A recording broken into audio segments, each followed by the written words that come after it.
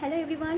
এর আগে তো আমি একটা ভিডিও ছেড়েছিলাম যেটা আমি ঘর পরিষ্কার করছিলাম। তো আজকেও ঘর পরিষ্কার করছি, মানে এই যে এই দেওয়াল আলমারি যেগুলো রয়েছে সেগুলো পরিষ্কার করছি। তো ভাবলাম আমার ছোটোবেলাকার কিছু নিজের হাতে বানানো সেগুলো একটু শেয়ার করি তোমাদের সাথে। তো চলো দেখাই। এই যে কি ধুলো হয়েছে বাপরে! আমি আঁকা শিখতাম যেখানে, সেখানে মানে ইউটিউব দেখে, তখন আমি কোন ক্লাসে পড়তাম, ক্লাস 5, 6, 7 এরকম সময়টাতে। তো এগুলো সব আমি পিচবোর্ড কেটে কেটে রং করে করে বানিয়েছিলাম। মানে সেই ক্লাস 5 থেকে আমার এগুলো সব রয়েছে, এগুলো সব নিজের হাতে বানানো। ওই পুতুলটা বাদ দিয়ে বাকি সব নিজের হাতে বানানো।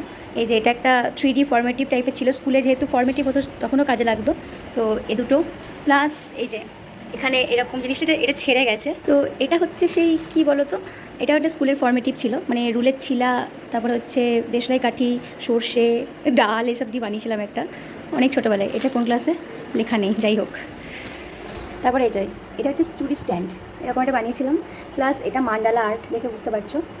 আর এটা হচ্ছে গান্ধীজি, এটা ইংলিশ প্রজেক্ট ছিল স্কুলে যখন ইংলিশে পড়তাম। এটা কোন ক্লাসে? এই প্রজেক্টটা আমার পাড়ার অনেক ভাই বোনও দেখিয়েছে তাদের স্কুলে। আর এটা হচ্ছে এই ময়ূরটা বানিয়েছিলাম আমি ক্লাস 4-এ, জন্মদিনে, আমার বার্থডের দিন। তারপরে এই যে এটা আমার 5 বছরের জন্মদিনে, মানে একটা ছবি এখানে এসে লাগিয়ে দিয়েছি আমি এরকমভাবে, মানে এটা একটা ফটো ফ্রেমের মতন বানিয়েছিলাম। তো এগুলো হচ্ছে আমার হাতের কয়েকটা সুন্দর সুন্দর কাজ, মানে ছোটোবেলায় যেহেতু বানিয়েছি ওর জন্য এখনও আমার কাছে অনেক প্রিয় এগুলো।